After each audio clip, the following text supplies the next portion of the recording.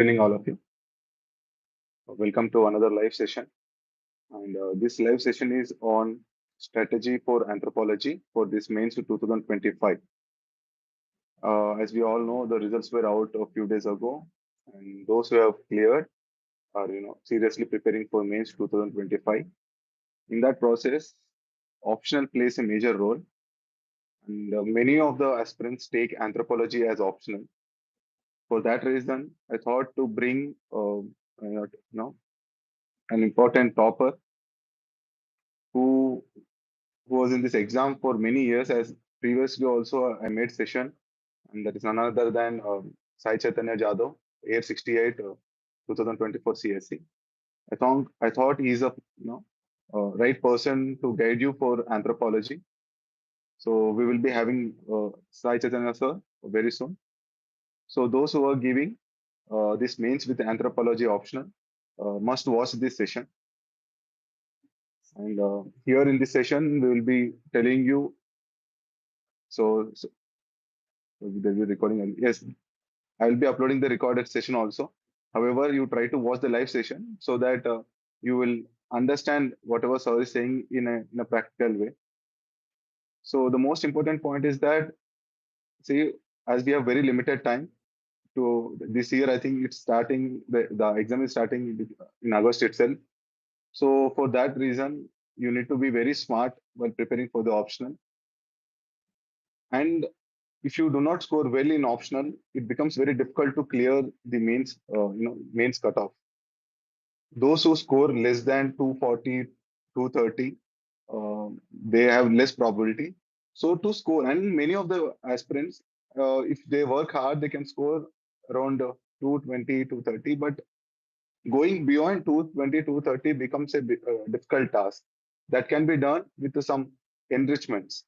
And all those enrichments, how to improve your answers, how to revise, so and how to limit your content in the next 2 months. What kind of sources should we read for anthro optional? All this will be answered in this session. So we'll wait for source to join.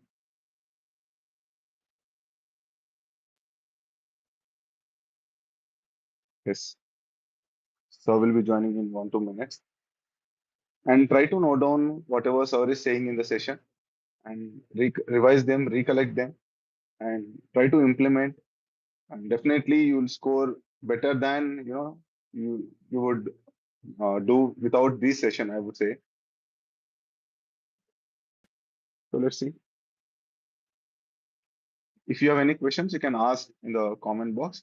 At the end of the session, we'll try to answer. If the session is short, then I'll try to answer the questions. If the session goes long, then it may be difficult to answer the question. However, we'll try to answer them in the next session.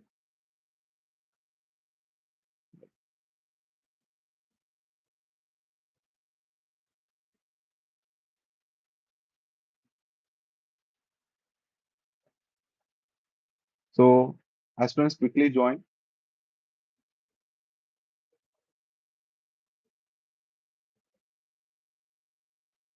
The issues with the link. Just trying to resolve the issue. So this session is majorly for those who are giving 2025 attempt. However, those who are beginners also can watch, because someday you are gonna give mains examination, and every session will be useful. Just that you need to know how to use it.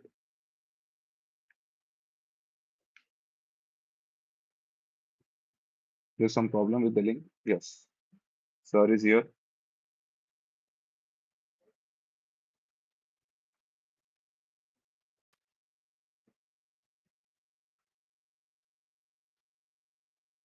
Yeah. Hi, Sachadanya. Hello, Rajnikant. Is my voice audible? Yes, it's audible. Thank you for coming to our session. Yeah. So, Actually, I think it's been 1 month that we talked regarding the guidance to the aspirants. So, with respect to those who are writing mains this time for anthropology. Uh, okay. time now. For this mains examination, most I think mains examination is beginning in August, the end of the August. So what an aspirant like that, I think we can divide these aspirants into different categories. Those who have already given the examination, those who have previously appeared for the mains examination and scoring around 230, 220, 240 something. And your new beginners who are writing mains for the first time, right? And those who are trying to, and there's a third category, but very few people in that category. However, like those who want to score more than 270, 280, or those who are targeting 300. So I just want you to explain like how to utilize this limited time for scoring at least decent marks, that is 260, 270, so that they will be able to find their name in the in the interview list. So I'll give it to you now. Let me introduce myself. So myself Sai Chaitanya. I scored around 283 this time, and I secured all the rank 68. So, as said by Rajinikanth, we have three types of aspirants as per me.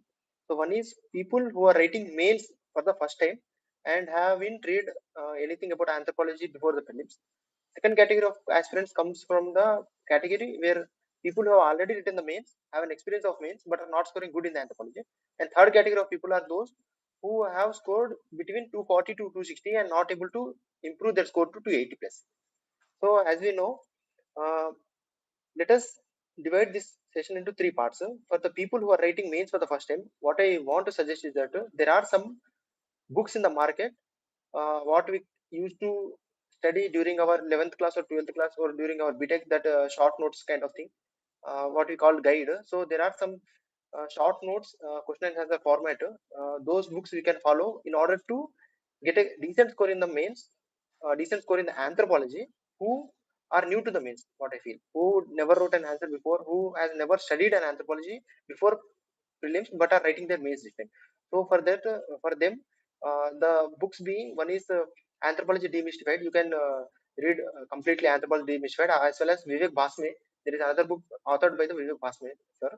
So these two books you can cover page to page, question to question, because all the topics of this anthropology in these two books are covered in question and answers format. And finally, you can get to know the content as well as the structure from these two books.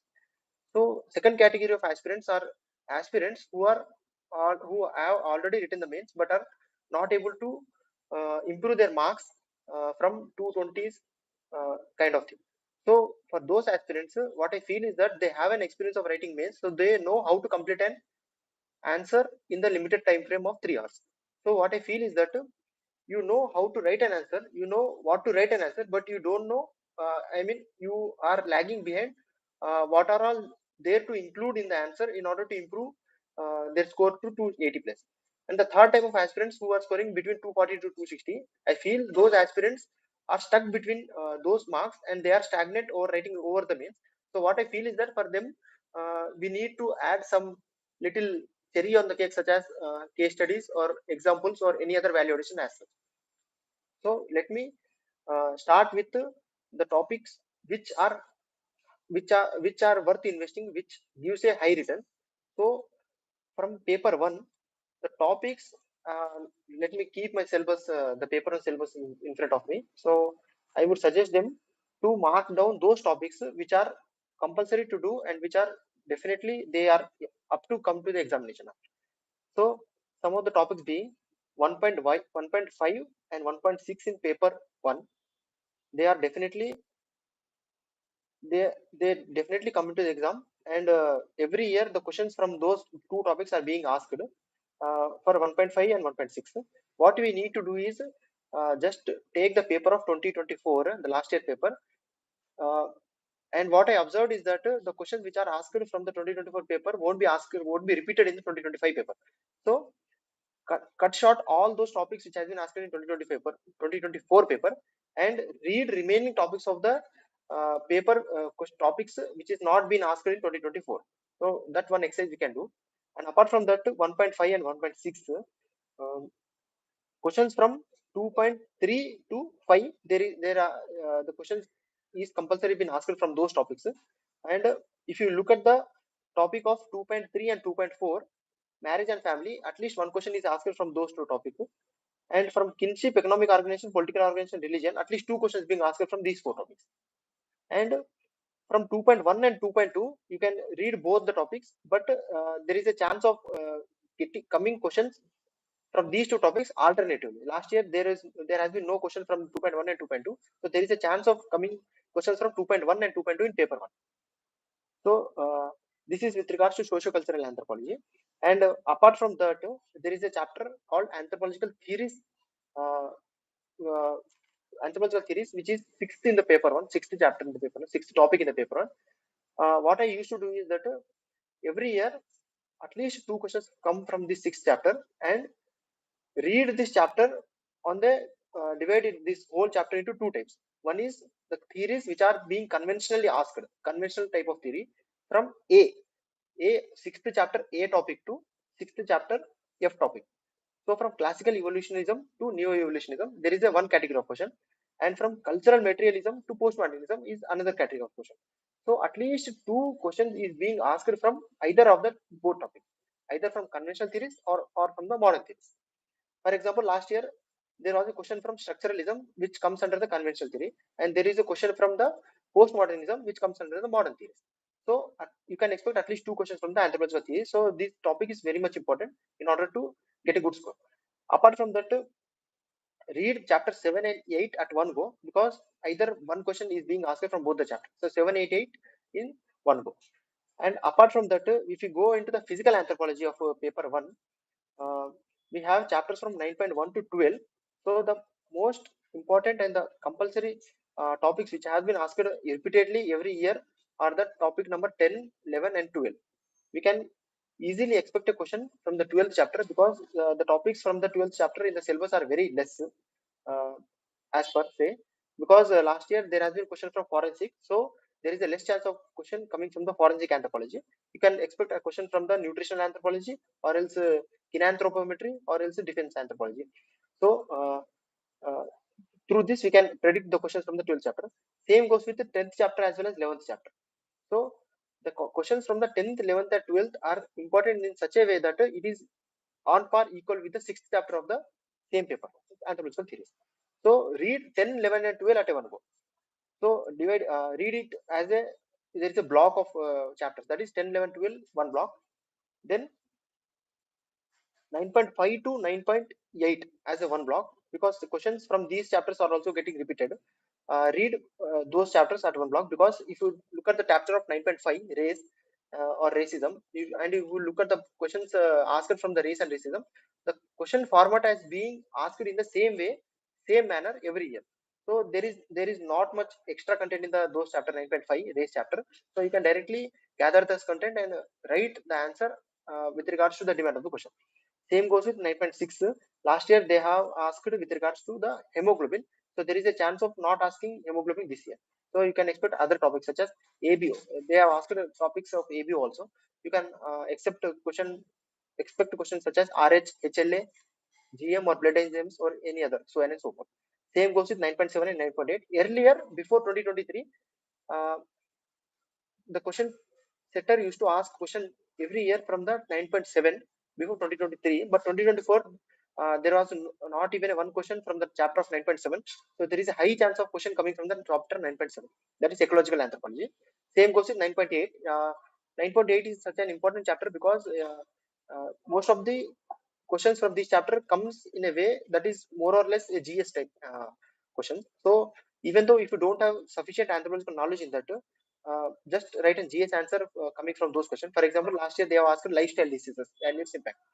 So mostly I have written the GS type wala question in that, GS type wala answer in that. But I would feel that remember the names of some of the thinkers from those chapters in 9.8. Okay. Apart from that, there is another block in paper 1, that is 9.1 to 9.4, and which is a core physical anthropology, core genetics. So question from these chapters 9.1 to 9.4 are yet to come. They will come definitely. Just to strike off all those questions which has been came in 2024. So just Can you just adjust your camera? Can just little go away from the camera? Yes.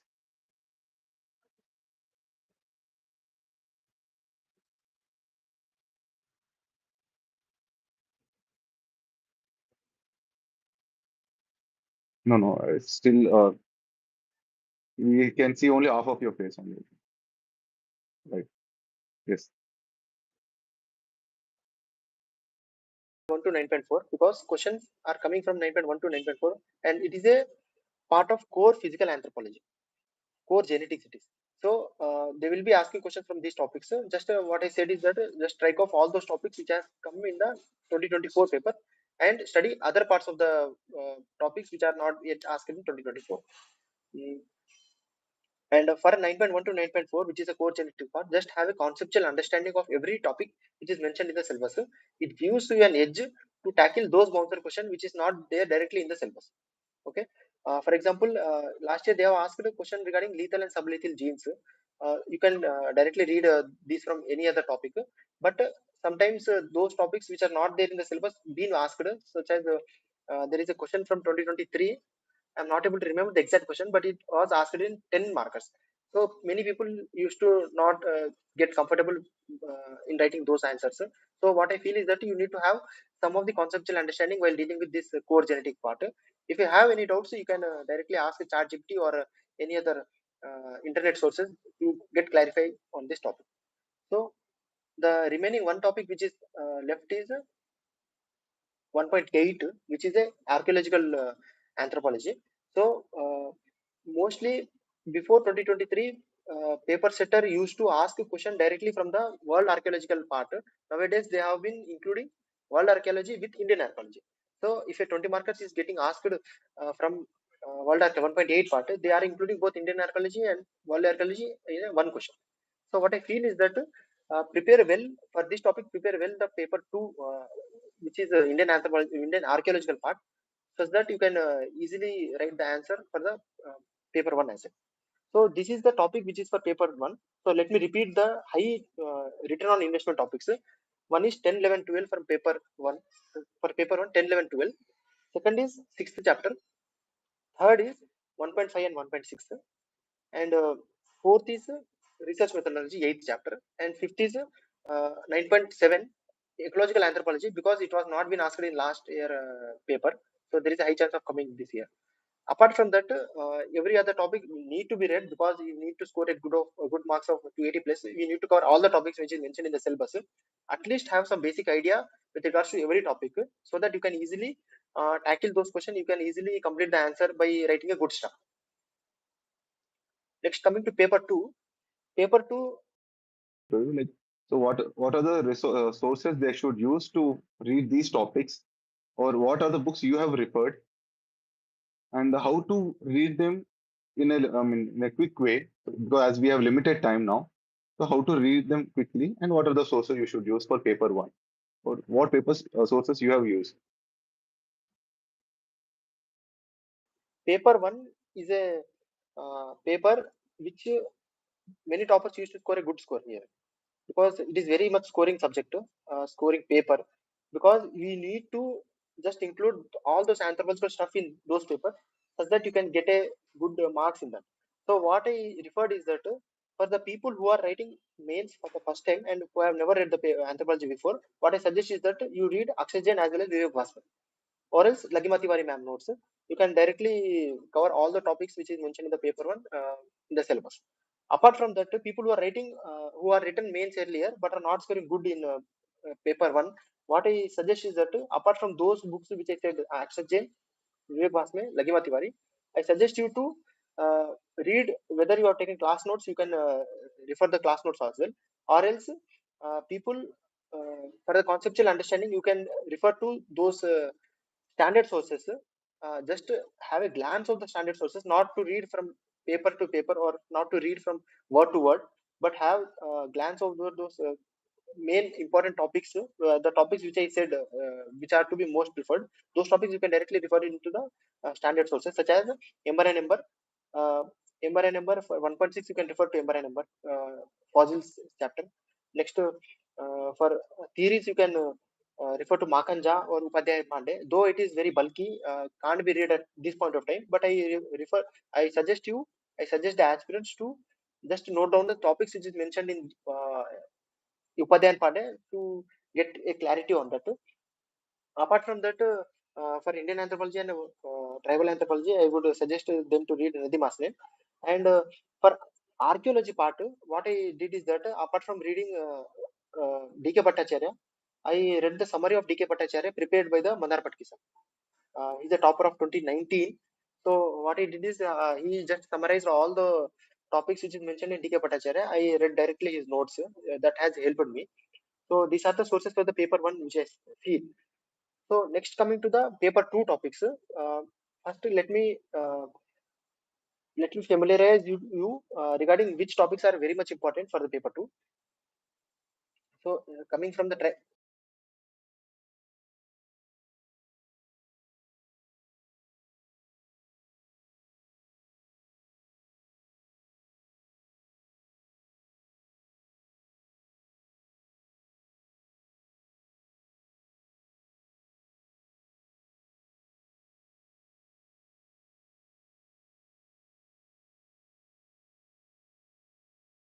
we start with the tribal anthropology. So we have around 10 to 12 topics. So first, let me start with 6.1, 6.2, 6.3. It is basic the it is about the introduction. It is regarding the introduction of the tribals, who they are, what are their characteristics, what are their problems, what are their impacts. So the topics, the questions from these three chapters are definitely uh, would be there in the examination hall. For example, for the 6.1 chapter, you can, apart from reading the sources which I said that Akshay Jain and Vivek Bhasme and Lajma Tiwari ma'am notes, you can also refer to some of the toppers copies, such as uh, toppers copies such as Amit Nathan sir topper copy is there, and also Ahmad Bhatt sir, Wahim Ahmad Bhatt. He has he has secured All India rank 7 in 2022. Uh, so for this topic, you can refer these sources. And apart from that, what I feel is that questions from 6.1, they have been asking questions from the diverse area. For example, last year they were asked a question with regards to artisan tribes of Jharkhand. So you need to have the idea about the what are the tribes of the Jharkhand, and which tribes are being uh, having their occupation as artisan. So these are the brief idea which need to be have for reading the 6.1 chapter. So for that, what I referred is that there is a YouTube channel called Maybe Bharat, and there is also initiative of Rajya Sabha TV called Maybe Bharat. So these two are very much different.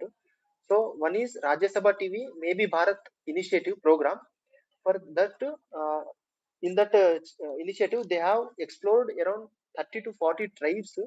They have went there, they did the field work, they have understood their problems. You can note down all those problems and make sure you notes of those problems.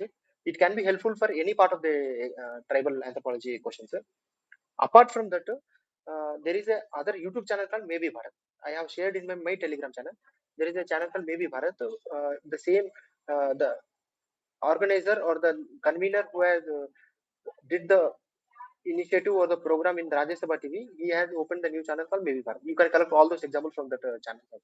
For the 6.2 chapters, for the 6.2 chapter, what I feel is that this topic is very much important, and every year questions from this chapter is definitely yet to come.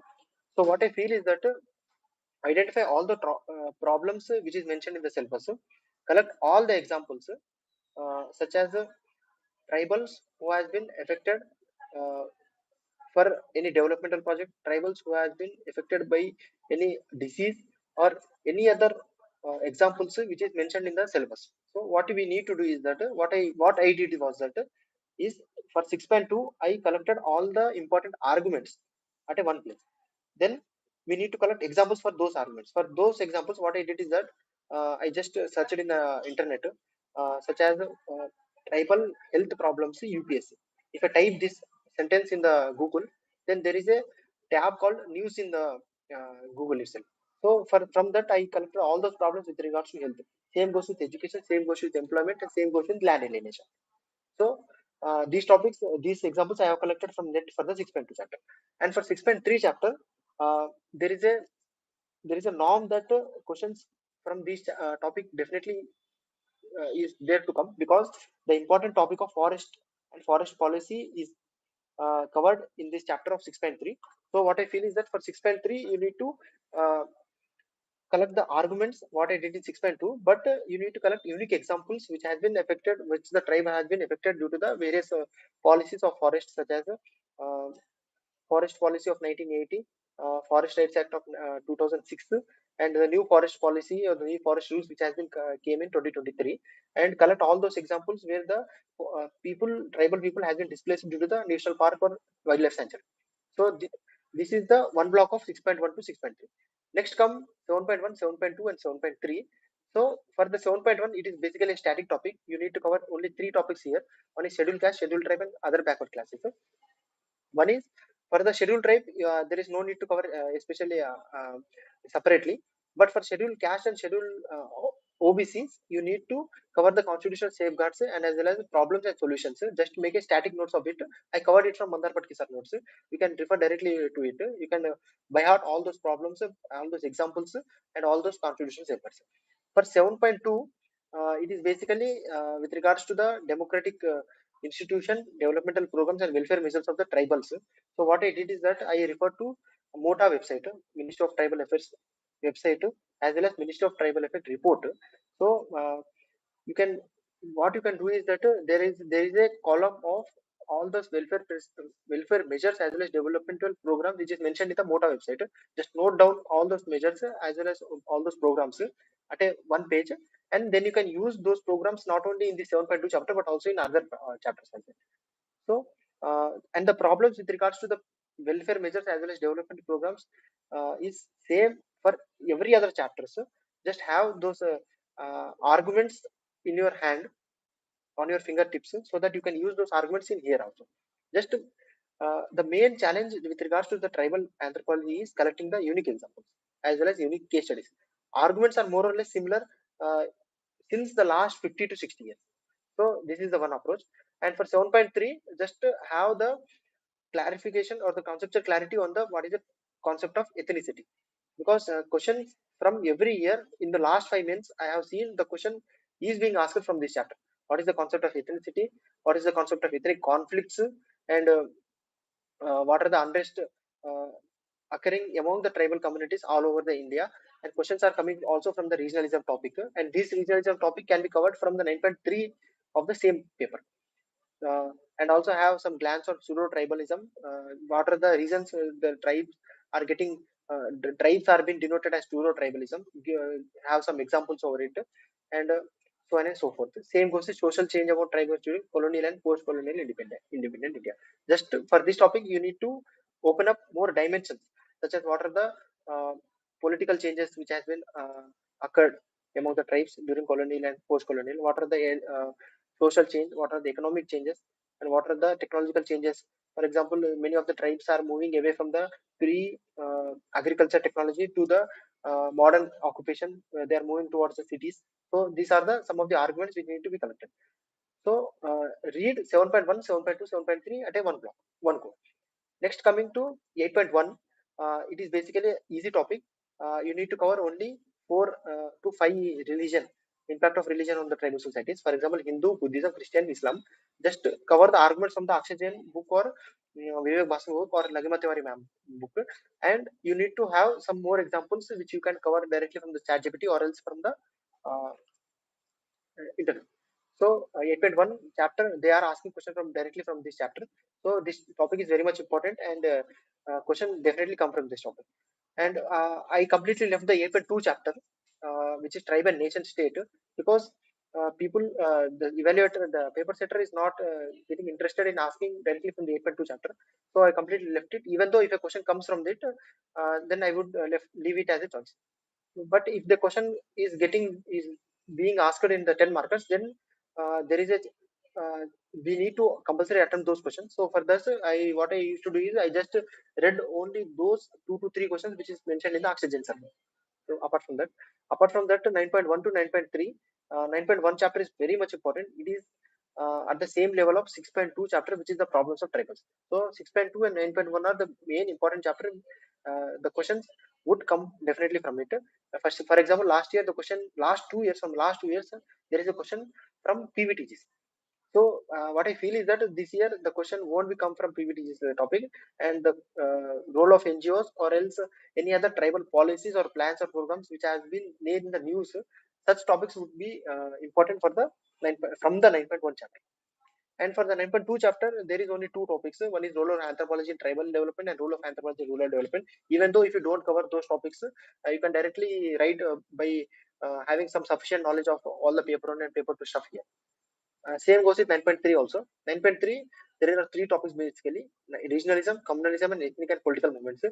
Just to write a GS type answer in it, but you need to add some relevant case studies and relevant quotes which has been said by an anthropologist for these topics: regionalism, communalism, and ethnic and political movement. For example, in communalism, M.N. Srinivas and Malinowski have said 2 to 3 uh, suggestions with regards to reduce how to reduce the communalism. Just cover those topics directly from the ChatGPT. So what I feel is that from tribal anthropology, the important topic is 6.2, 9.1, and 8.1. So these are the topics which is compulsory been asked. Apart from that, second level of topics is 7.3, ethnicity. Topics from this topic is also getting asked in the finance examination. Next, coming to the Indian anthropology part. For Indian anthropology part, let me explain you. Uh, First, if you look at the 5.1 to 5.3, read whole 5.1 to 5.3 at a one go. Treat it as one block. So questions from Indian village, 5.1 topic, read as simple as possible.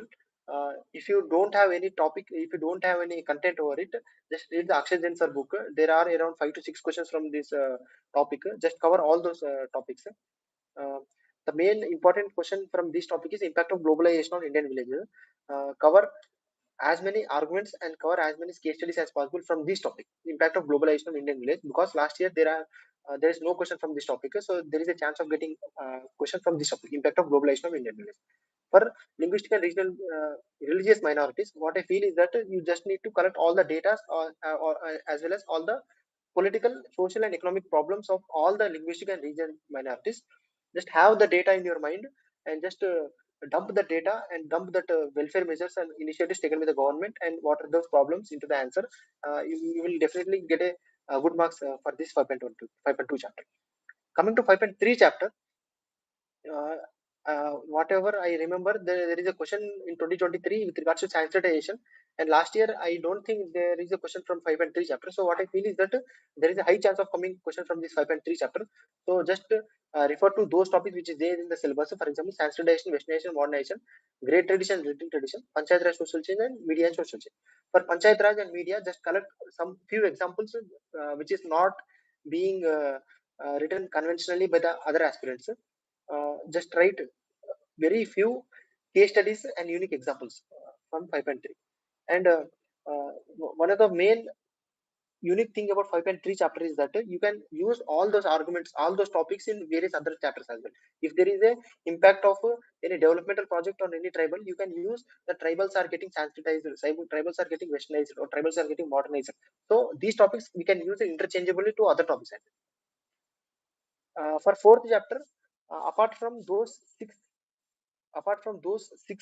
anthropologists such as S.C. Roy, S.C. Dubey, M.N. Srinivas, L.P. Vidyarthi, N.K. Bose, cover other anthropologists as well, such as last year they were asked from B.K. Rao Burman. So there is a high chance of getting asked from other anthropologists as well. And also there is important thing is that we need to cover women anthropologists as well. Such for example, Iravati Karve, Leela Dubey, Veena Das, Madhumala Chattopadhyay, etc. So have an eye on those women anthropologists who has worked for uh, this subject. And for 3.1 to 3.4, 3.4 is a very easy topic: Buddhism, Jainism, Islam, and Christianity in Indian society.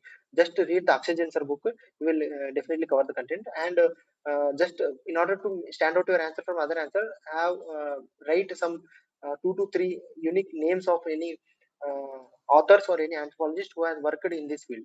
And for 3.3 chapter, so there is a high chance of coming question from 3.3 chapter, because last year they haven't asked from sacred complex and nature man spirit complex. So this chapter is very much important. Just I have read this topic from multiple sources. One is Akshay Jain sir book, Aligma Tiwari ma'am, Amit Narayan, and as well as Mandar Patki sir notes. I consolidate all those notes in one page, and what I did is that I value added from other Telegram channels. other Telegram journals, journals which is posted in Telegram channels in order to stand out my answer.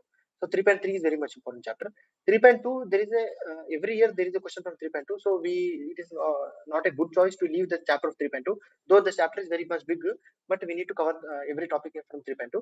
Same goes to 3.1 as well. As far as I remember, last year there is they didn't ask any question from 3.1, so 3.1 is a very important chapter this year.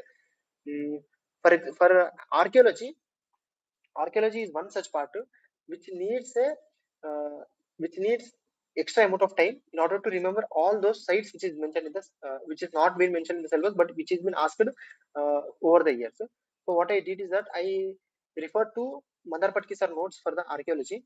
I have by hearted all the sites, all the phases, and uh, all those conceptual understanding of all those phases. And apart from that, 1.2 and 1.3 is also important because questions are due asked from 1.2 and 1.3. Last year there is no question from 1.2 and 1.3. Therefore, there is a high chance of question coming from 1.2 and 1.3.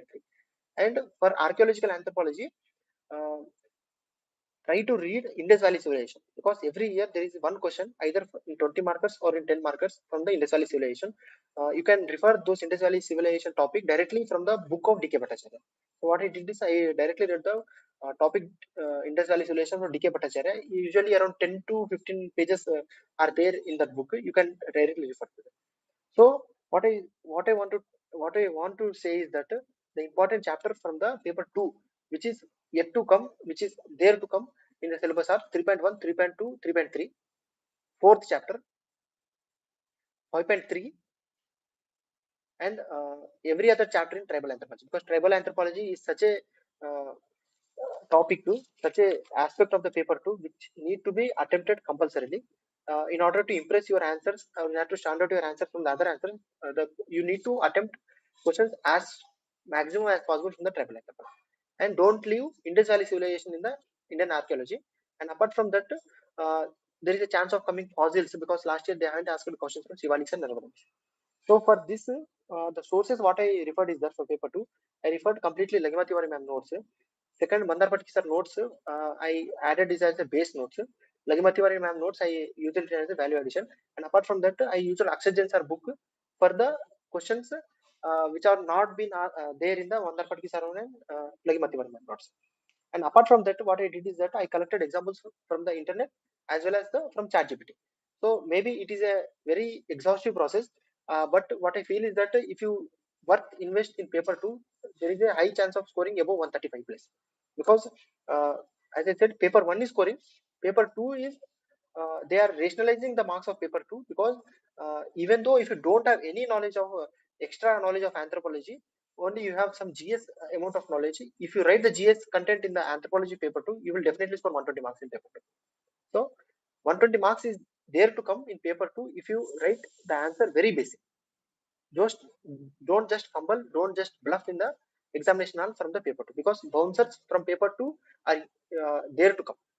Many of the bouncers come from paper 2. Last year, as we see in the paper 2, many of the bouncers had came, and it is up to the aspirant who the skill of the aspirant to tackle those bouncer questions by referring all those sources, by referring all the extra content. Okay.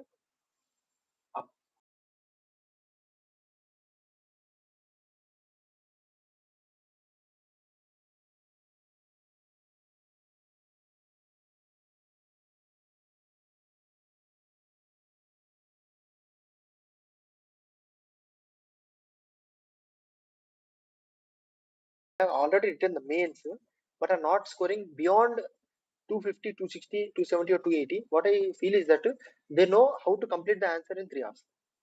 So the main challenge lies in choosing the question, choosing the choice of the question. Okay.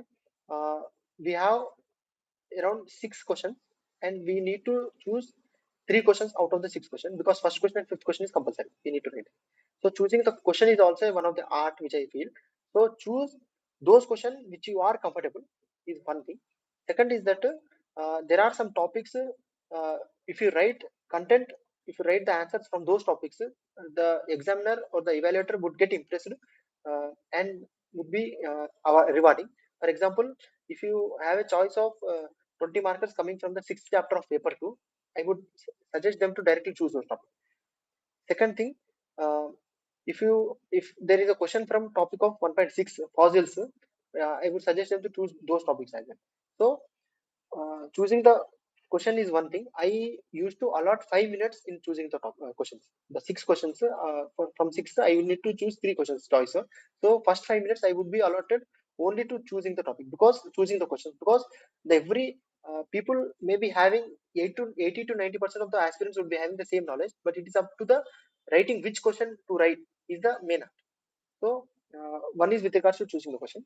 Second is with regards to using the content as per the demand of the question, because uh, as I said, the sources, many of the aspirants who is giving the mains this time have referred all those sources which I have referred. But what makes me to score 280 plus and what makes other not to score 280 plus is that they know the content, they have the content, but they are unable to adjust the content based on the demand of the question. So understand the demand of the question. Many of the question, there is a keyword called critically analyze. Many of the aspirants are not seeing that keyword of critically analyze, are not writing the critical analysis of those topics.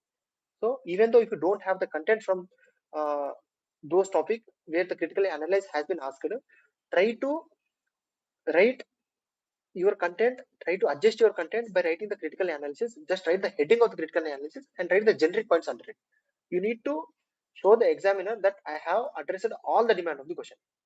It is not, it is not the thing that uh, you know the answer. You need to show that these are the sources which I have referred, I know this content. It is not like that. It is that you, if you have given a question, I will definitely address that question based on the content I have. So that is the thing. First is with regards to choice of the question, second is with regards to demand of the question, third is with regards to don't overemphasize on value addition. Nowadays in the market, what the content of the anthropology is very much saturated, very much stagnant. People are craving more for the value addition. So I would feel that address the core demand of the question by writing the concept which has been asked in the question. Don't go for value addition. Value addition should be in such a way that it should be like a cherry on the cake. Okay. uh, if you don't prepare a cake, then it is waste of time to pour the cherry on the cake. So value addition should be written as such. It should be written such that there is some extra content out of the content which has been asked in the question. So don't overemphasize on value addition. First is one thing. Second is choosing the question. The third is addressing the demand of each part of the question. So understand what has been asked in the question. So these things is the most important thing which I would suggest them to score beyond the 280. You have explained every topic in a detailed manner, and you also talked about important topics which are again about to come in this paper in this year also. Last thing, what are your major suggestions for those who are giving mains this year? The overall suggestions. To suggest is that uh, we have started our session by categorizing aspirants into 3 parts. So for people who are writing new to their mains, who are yet to write the mains, they are new to the answer writing. What I suggest is that don't crave for the test series. Don't run behind the test series, whether to join the test series, which institute to join. I would suggest them to write PYQs at least, because in market, many of the institute, uh, in order to make their test series to uh, stand out from the other test series, in order to sell their test series, what they try to do is they try to prepare questions very tough, where the normal aspirants used to uh, get afraid by looking at the question. So what I suggest is that just practice the PYQs. At least practice daily 5 questions. Cover the last 5 years question. Practice daily 5 PYQs, and there are many initiatives, many paid initiatives as well, such as Convert IS, Platform IS, so on and so forth. You can directly paste those questions into the platform. Somebody will be evaluating and giving suggestions based on the content you have. For the other category of aspirants who has written the mains, who are not scoring beyond 250 or beyond 260, what I feel is that for them the main thing is the 3 things which I said: choosing the question, demand of the question, as well as the value addition. So what I feel is that just revise your notes as well as the sources which I said as fast as possible. Try to enroll in either one test series. Just you should write the test series in order to uh, think in such a way that what if these questions directly come to the examination, because the questions from the test series are directly treated as a bouncer question. They won't be giving question very in a very simplified manner. Definitely there will be a tough questions in the series. You need to orient your content based on the question which has been asked in the test series. So this practice will be definitely helpful in order to address the demand of the question in the final examination. Third category of questions are those aspirants who want to who are being stagnated between 240 to 260. I would suggest them to work on the small aspect of value addition for each topic, because if you at least increase half mark or 1 mark from every question, we have total of 19 questions for each paper. 19 plus 19, 38 marks. So or else 38 into 0.5, 19 marks. So we will be increasing 20 marks. But what I want to suggest is that don't overemphasize on case studies, don't overemphasize on examples, don't overemphasize on value addition. Just have it is just have those value addition on your fingertips. Use as per the demand of the question. So these are the things which I want to suggest. And what I want to say is that identify the PYQs. Just refer to last 5 years PYQs. Identify the pattern of the question, such as earlier they used to be a 10-marker question from 5th chapter, religion chapter, but nowadays they are not asking question directly from the 5th chapter. So this is the one pattern which I have identified. Second is identify the depth of the topic from the PYQs. For example, from 6th chapter theories, earlier they used to ask comprehensively about the theories, but now they have been asked individual concepts, uh, individual individual concepts with regards to the thinkers which they have been given. Okay, the concepts given by the thinkers, they have been asking that, at that point of depth they have been asking from the 6th chapter. So this is one thing which I've identified from the PYQs. And third thing is, from the PYQs you need to understand the what is the chance of probability of question getting asked from the topic. Okay, for example, 1.7 is one such chapter in paper 2 where the question never came from the chapter, though there was a question from 2023 in 1.7, but it was overlapped from 9.1 to 9.4. So identify the chapters where the probability of getting questions high, those topics. Just revise those topics at the end of the paper. And one last suggestion which I want to give is that uh, don't worry about the bouncer questions. If a question is tough for you, then it will be tough for every other person. It is the rare probability that those questions, tough questions, would be familiar to very rare aspirants. Some of the questions last year was bouncer was familiar to me because I have read anthropology for the last 6 years of the time. So for me, those questions was directly from my notebook. So I tackled those questions at a very easy. But don't worry about those bouncer questions. But the one suggestion which I want to give is that don't bluff anything in the answer.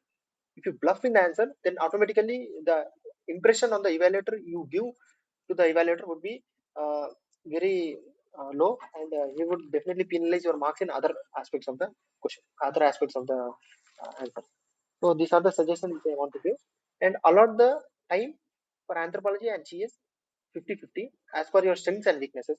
If you are very much strength, if you have strength for anthropology, then allot 40 to 60, 40% of time for anthropology, 60% of time for GS. But it should be done based on the number of days you have for the examination. Thank you for the detailed explanation. I just wanted to summarize whatever you have said in the whole session. So first of all, Sir has identified most important topics, because we all know that every optional syllabus is very lengthy and very specific, and very, sometimes you can say very tough also reading those every topic within this 2-3 months of time. So with necessary that after referring the PYQs last 5 years or 6 year PYQs, Sir has identified important topics and he has said, so try to watch them again from the beginning. First thing is that. Second thing is that you should not overemphasize on value addition. So first of all, focus on justifying the demand of the question, and write the value addition according to the question and not what you know. You won't just that a lot of facts, data and all, just writing all of them will not fetch you marks, because UPSC is not that kind of exam where just filling the pages or writing too much content. It's more about writing to the demand of the question, right? Again, third thing is that focus on the PYQs. This is like, again, for all the optionals, whatever the option may be, try to focus on previous year questions, which will tell you like how to limit your content, how to read those questions, those topics, because every topic will have so many pages.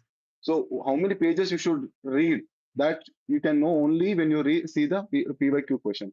And again, when writing practice, again, you need to do the test series, any test series available in the market, but however, get it evaluated by proper mentors or evaluators, and discuss with them. And yeah, and just believe in your hard work, your determination. Just be confident. uh, Try to limit the sources. Once again, this is for all the options. Try to limit the sources, revise more, have proper concise notes, revise them before the examination, right? At least 2 3 times. Not just reading too much content again will not help you. It's more about revision and writing them in the examination, like in the paper. That will help you. Really, thank you so much for putting out so many efforts, discussing each and every topic. I mean, it requires a lot of energy. Even after getting 68 rank, you are taking so much efforts for the student community. I really thank you for for coming to my session.